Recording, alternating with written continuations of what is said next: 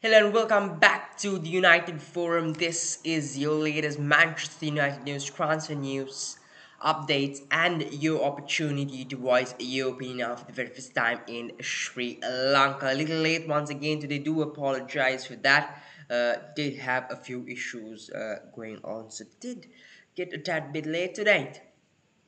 Manchester United have ended their season. The Premier League season comes to an end. Not the end Manchester United did want, but definitely we all wanted, as Manchester United fans, we did want that season to end as soon as possible. And we're all grateful and happy that the season is over. Manchester United have finished the season, the final game being against Crystal Palace, and that too we lose 1-0 to Palace.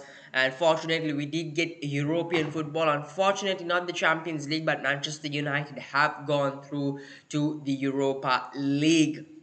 Now, right after the season, in fact, just before the whistle to begin the match, we did see Eric Ten Hag make the stands as well. He did watch that match plenty of times. He did shake his head around as well, just indicating that he was not happy with what was happening on the pitch. So yes, plenty and plenty of work for Eric Ten Hag to be done, and that's also an indication to you that Eric Ten Hag is a done deal right now. Yes, Eric Ten Hag is the new manager of Manchester United. If you did not know, yes, Eric Ten Hag, once again I'm telling you, is the new manager of Manchester United, and along with him will be joining Steve McLaren and Mitchell van der Gaag, who will be joining his team as assistant coaches. And the former backroom staff, apart from Ralph Rangnick, Chris Armas, uh, and the others who did join Ralph Rangnick on that backroom staff, will leave the coaching staff immediately. And we also see rumors saying that Mike Phelan is also leaving. So yes, he is very likely to leave.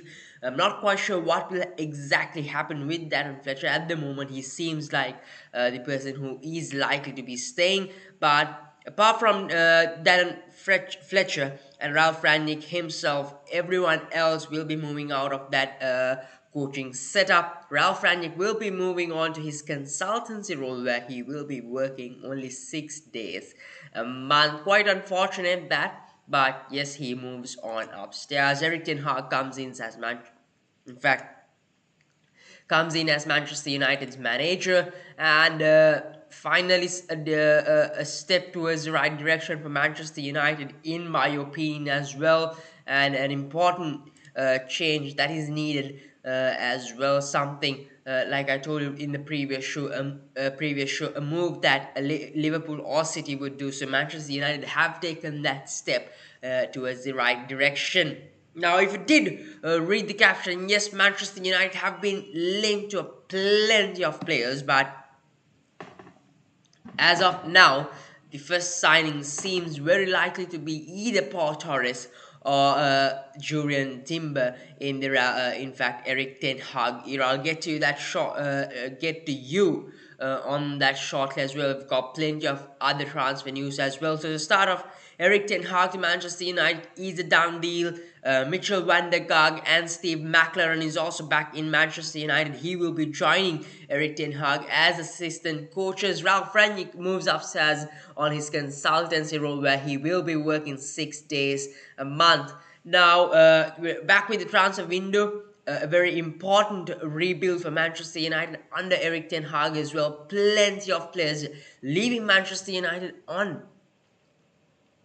a free transfer as well. Likely, the names are likely to be Nemanja Matic, Paul Pogba, Jesse Lingard, Edinson Cavani is leaving. Mata seems to be likely to move as well. Anthony Martial, question marks around him as well. Van de Beek, what is going to happen to Van de Beek? Eric Bailey, Aaron Van Bissaka, and plenty of other players. To start off with, I'll give you guys a question. Do send in your answers on the live chat as well. Where do you think Manchester United need replacements this transfer window. Now, in my opinion, if you are asking for my answer, I would say the whole squad needs replacing, but definitely it's not practical.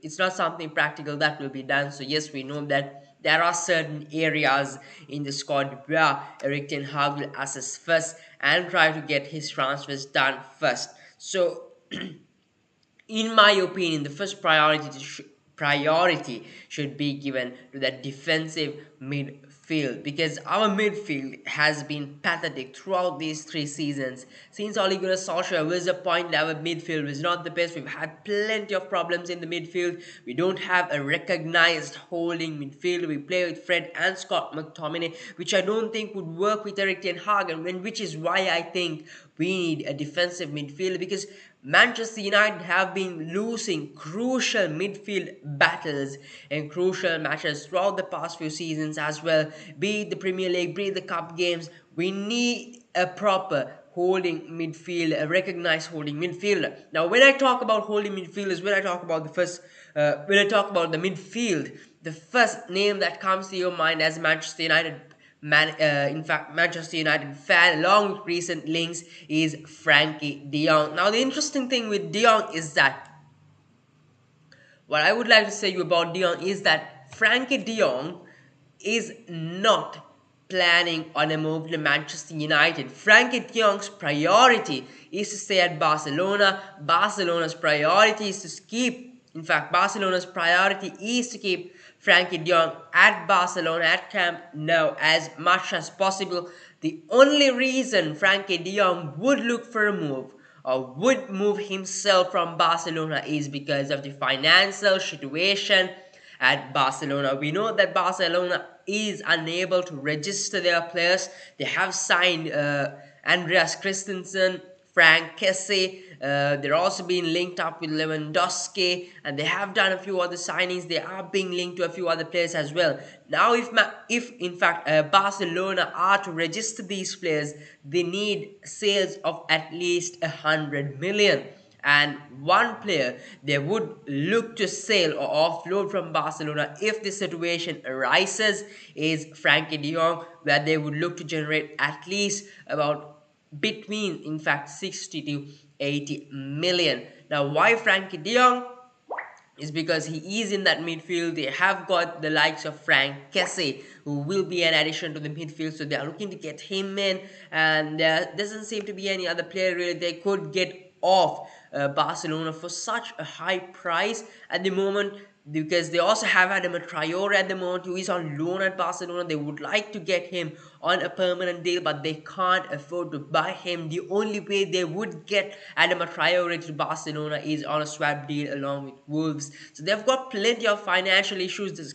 They are in fact trying to get a CVC deal done as well, which does not seem to be getting over the line. So Barcelona are in plenty of trouble considering their financial situation, and it is only this situation which would help Manchester United attract Frankie de Jong. Now, even if this situation arises, Frankie de Jong is looking for Champions League football, which is something that Manchester United don't have this season. What Manchester United will be playing for this season is the Europa League and not Champions League football, which is another red flag for Manchester United, because the Champions League football we know is a renowned European tournament which helps teams attract more players towards them also, and also gives a bit of an advantage on that budget as well. But in fact, since United are not playing Champions League, they've lost a bit of you could say they've lost a bit of pull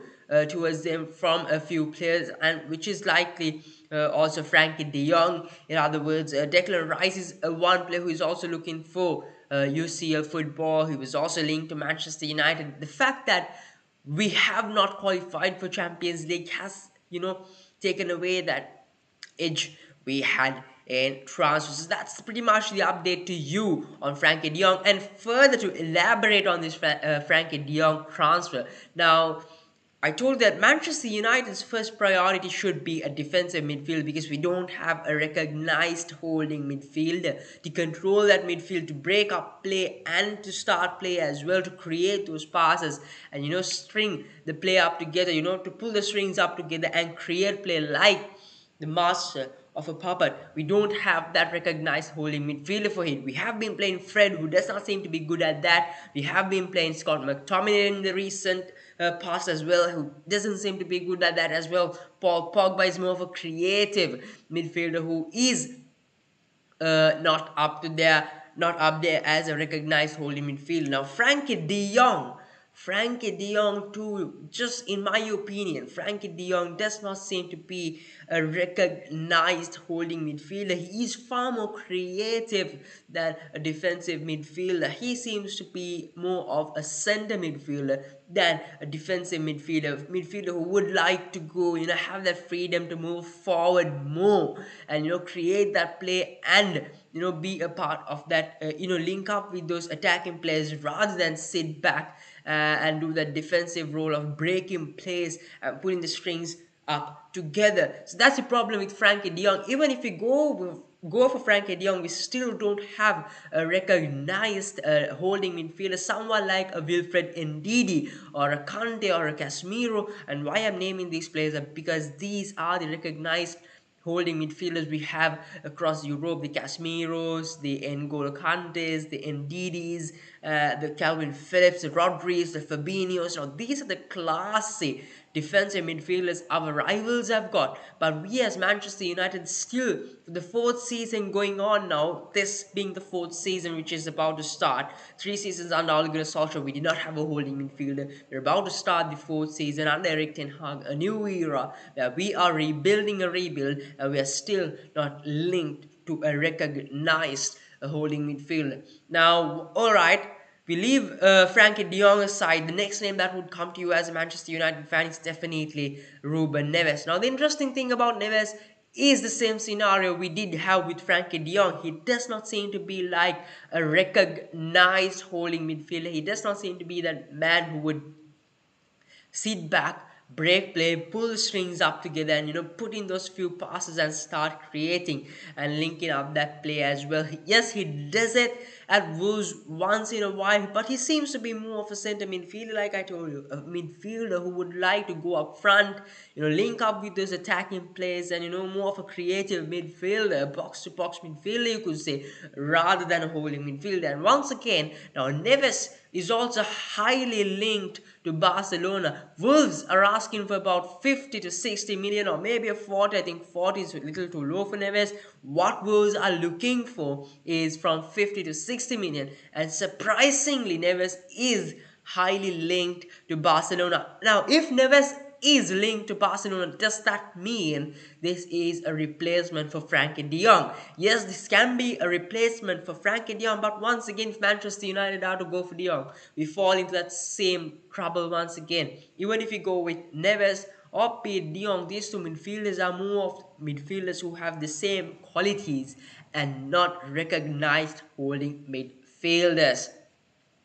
So do send in your opinions on this as well. There are plenty of other holding midfielders out there, definitely. So do send in your opinions on this situation. I personally, if I was the director of scouting at Manchester United, I would like to go for Wilfred Ndidi. I think he is a good he is a recognized holding midfielder. He does that job well as well. Has been class with Leicester as well. Leicester don't have European football this time. I think they're about 8th in table if I'm not wrong. So I'm definitely sure once a team like Manchester United gets in, I think it would attract a player like Wilfred Ndidi. The only problem would be Leicester City and how much of a price tag they would slap on Wilfred Ndidi. Since we also did an 80 million worth, in fact not worth, but 80 million worth business in Harry Maguire. So it'll be an interesting situation there, but I really don't see any heavy links by any recognized journalist, or at least the ITKs on Twitter, being linking Manchester United to a holding midfielder of in Wilfred Ndidi. Surprisingly, we were linked to N'Golo Kante, which I totally think is false. It's only a rumor which won't happen. I think Tuchel will keep Kante at City. It's going to be an important season for Chelsea as well under the new ownership. So the new owners would look to make a statement as well. So they definitely wouldn't sell any of the players they have unless they need to offload them. And definitely not someone like a Conte, because they would look to be making statements with some good transfers coming into back future. And let's move on to the next bit of transfer news. I would go for you. I have for you now. Interestingly, on another podcast I did watch.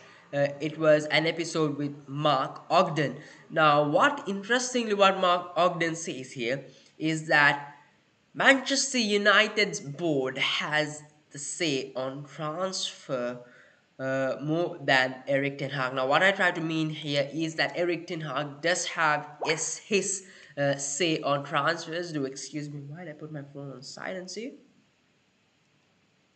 Does have his say on transfers, but at the end of the day, what matters is what the board decides, is what Mark Ogden did say. Now, this seems to be a little true as well. He is a reliable journalist, and the proof here is that the fact that Manchester United have been linked to Paul Torres and Frankie de Jong. Now, we know that we have been linked to Paul Torres throughout the past few transfer windows, and this transfer window too, we have once again been linked to Paul Torres. We're also linked to Julian Timber. Now, Julian Timber is a signing I think Eric Ten Hag would do, because he knows that Timber suits his play style. He has worked with Timber. Timber has worked with Eric Ten Hag. Two very familiar people, definitely would work in the Manchester United system.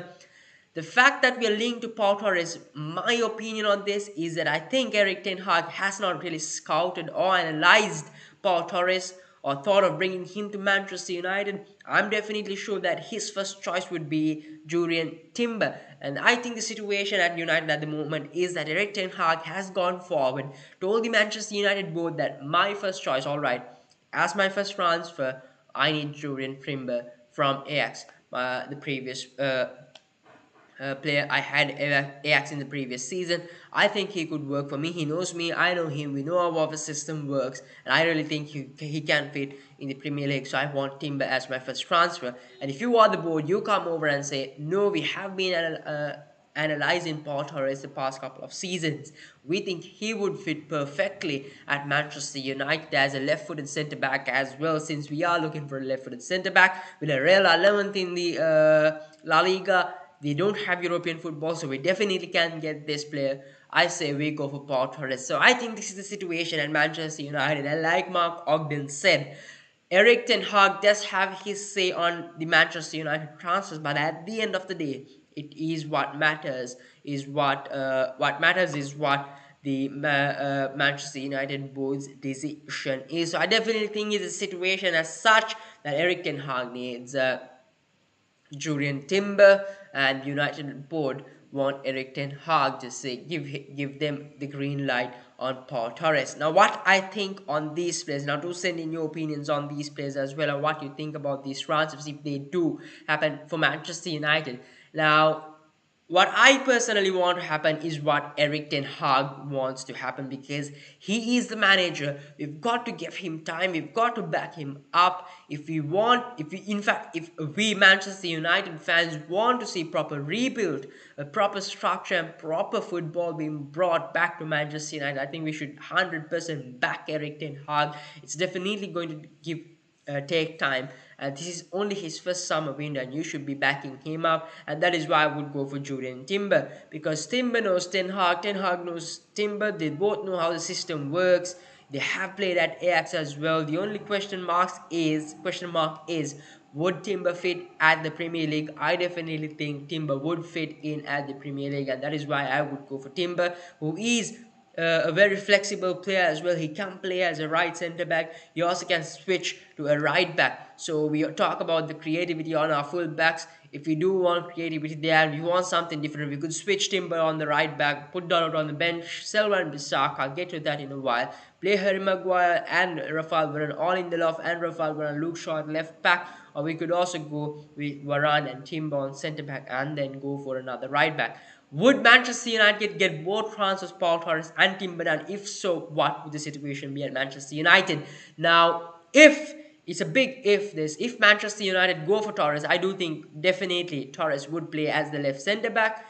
I definitely think Rafael Varane has to play as the right centre back, because though Paul Torres is a good centre back, in my opinion, Paul Torres is a little slow, is more of a, in fact, is a little slow of a centre back, is more of a slower centre back than Rafael Varane. Now, if we do pair up Paul Torres and Harry Maguire together, I do think we would be too slow at the back. Eric Ten Hag's style of football is a high-line defense, and I do think in order to play a high-line defense, you need pacey centre backs. I mean, if you do pair up Paul Torres and Harry Maguire together, we are going to be in deep, deep trouble, and that is why I do think if we are going to have Paul Torres as the left centre back, we do need an Eric Bailey or a Rafael Varane as the right centre back. I do think Lindelof is also a little too slow to partner Paul Torres, but I definitely don't think both signings would be done for Manchester United, both Paul Torres and Julian Timber. I do think if a transfer does go ahead, it would be one of them, either Torres or Timber, and not both of them. That's my opinion to you on that. Do send in your opinions on the live chat as well on the comment section. If you've got any questions, anything Manchester United related, do send it on the live chat. We move on next to a bit of other transfer news as well. Now, Manchester United have been reportedly saying that they are looking for transfers. In fact, they are looking for recruitments on the striker area as well. Fabrizio Romano, if you don't know who Fabrizio Romano is, he is one of the most reliable, in fact, if not one of the most, he is the most reliable football journalist in the globe. So Fabrizio Romano did say that Manchester United are looking for replacements at the positions of striker. They're looking for a midfielder and also a centre back, and Manchester United would 100% go for a striker despite Cristiano Ronaldo's future at Manchester United. And now the striker Manchester United have been linked to is Darwin Nunez, who has been performing quite well for what is it, Lazio. I'm not quite sure which team he plays for, or is it Benfica? Benfica, if I'm not wrong. Let's just have a look on that. I really can't remember. Goodness sake. Yes, he does play for Benfica. So the striker at Benfica, who did quite well as well, scored against Liverpool in that crucial game for Benfica, which they did lose, unfortunately. So yes, Manchester United are linked to Darwin Nunez, one of the only strikers we have been linked to, along with Christopher Nkunku. I'll get to that a little later on as well. Now, Benfica have slapped 100 million price tag on Darwin Nunez. According to reports we have had. Now, I do think this is a little crazy. 100 million on Darwin Nunez, I think, is way too much. And if Benfica are stubborn and look for only 100 million for Nunez and would accept only 100 million, I say we move away from Nunez and go for some other striker, because though Nunez has had a good season at the Champions League this year, I have my question marks on Nunez. I'm not quite sure if he is the best striker on ball. And yes, there are a few question marks on Nunez here and there. That is why I wouldn't spend so much money. I think a decent price for Nunez would be a 60 million. He's an Uruguayan, as he's also from Uruguay, just like Edinson Cavani as well. His role model is also Cavani, which he did say, and looks very much like Cavani as well. The positives on Nunez is that he's physically quite strong, seems to be a very fit player as well, and he's quite tall, which is what we need at the box, because Manchester United have been pathetic on set pieces, and hopefully Nunez coming in, if he does come in, would help us solve that problem. He's physically quite strong, he's got that height, good finisher, not that good on the ball, and a decent striker. And I think the perfect price for Nunez would be about 60 million, not more than 60. That's what I would stick to. And apart from that, United also have been linked to Christopher Nkunku. Now, Nkunku is in Red Bull Salzburg. He is a player from Red Bull Salzburg, if I'm not wrong. Now, interestingly, Nkunku is a player who is also flexible, who has been a very good player and has impressed most football teams around Europe at the moment as well. In fact, he is from Red Bull Leipzig and not Salzburg. Now, The moment Ralph Rangnick did come to Manchester United as the interim manager, according to reports, is that Rangnick was surprised that Manchester United scouts were not interested in Nkunku, one of the best French players at the moment right now, according to Ralph Rangnick. Now, United have been linked once again to Rangnick. Rangnick has approved the transfer. In fact, have been linked once again to Nkunku. Rangnick has approved this transfer as well. He does have a say on transfers as well. Just to give you a reminder on that. Now, Rangnick has approved this transfer. United have been linked. Now, the interesting thing is that Nkunku is not an all-out striker. He is more of a creative. He plays more of a number 10 role. Plays on the wing, on the left, on the right. Plays as a false nine. Plays as a striker for Leipzig as well. He has played on these positions as well. But he is more of a number 10, or you could really utilize him on either side of the wing. And he is not an all-out striker. Someone like a Cristiano Ronaldo, early Haaland, a Benzema. A proper striker is what Manchester United need at the moment, because we've gone with Anthony Martial, it doesn't work. We have a 38-year-old Cristiano Ronaldo who needs to be given rest. Cavani has been okay for Manchester United, taken way too many holidays. So United have not had a defensive midfield, and at the same time a proper striker for a few years as well. So United are looking for a proper young striker, a proper striker, Zlatan Ibrahimovic, Erling Haaland, Karim Benzema type of striker, and not someone like Nkunku, who is more of a player who has been there to fit in, who since the Leipzigs have not had the strikers as well. He has been decent as a striker, but is he an all-in-all striker? No, I would say he's more of a creator, more of a creative forward or a number 10, and that is why I couldn't go for Nkunku. But I would go for Nkunku to have him on the right, because United have been struggling on the right wing as well. We did buy Jadon Sancho, who has in fact switched to the left, and now we have once again that question marks on our right wing. We don't have a right wing.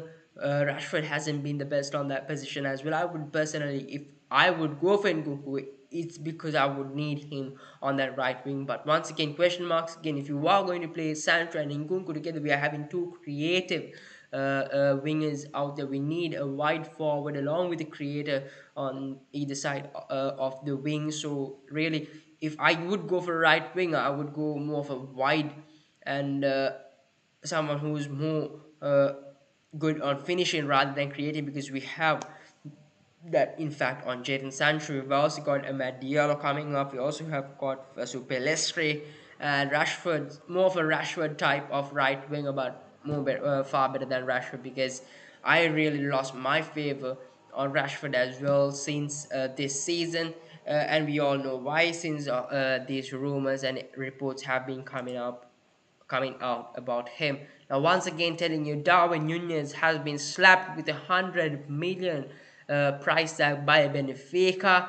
And the interesting thing is that now, since Real Madrid did lose their battle for Kylian Mbappe, I really feel that Mbappe, in fact, Nunez would go to Real Madrid, because Madrid are also looking for a striker, and 100 million price tag could only be paid by a team like Real Madrid. I know they have Karim Benzema, but they're also looking for backup along with Karim Benzema. Once again, someone on the young side of things, because they are looking to mold him into that first team. And once Karim Benzema's era finishes, to have him up front and ready. And I think Darwin Nunez would be a good signing for Real Madrid down the ranks as well. And it is a Real Madrid who could pay that sort of a price tag, and no other team would do it at the moment, and which is what I fear, because I think Nunez would be a good move for Manchester United, because we need a young striker and a proper striker like the Haalands, like the Zlatans, the Berbatovs, proper strikers we used to have. Which we haven't had for a couple of years, along with the whole midfield. Now, Declan Rice was also linked to Manchester United. According to reports, Rice was also linked to Manchester United, along with Chelsea United. Chelsea were favourites to get Rice. United later on turned out to be favourites due to the sanctions imposed on Chelsea, which have now been seized, if I'm not wrong, after the new ownership. But 150 million price tag has been slapped on Declan Rice as well, which I once again think is way, way, way, way, way too much for Manchester United and way off our budget as well. Since we are playing Europa League football, our budget has been skimmed down as well. Spending 150 million on a Rice would be ridiculous. Spending 100 million on a Nunez will be ridiculous because we've got so much of positions to cover up. We shouldn't be spending so much of our budget on such a player because we have so many outgoings, be it Matic, Lingard, Pogba, Mata, Cavani, and also most probably likely to pay Aaron Wan-Bissaka, Eric Bailey, and plenty of other players as well. So we got so much to cover up, and spending almost the whole of our budget on one player would be ridiculous, and that is why I wouldn't go for Rice. And mind you, Rice is also looking for European football, and by European football I mean Champions League. Martial's in Champions League, and Chelsea is where he wants to move. Chelsea want Rice. The only problem Chelsea have at the moment is the sanctions imposed on them.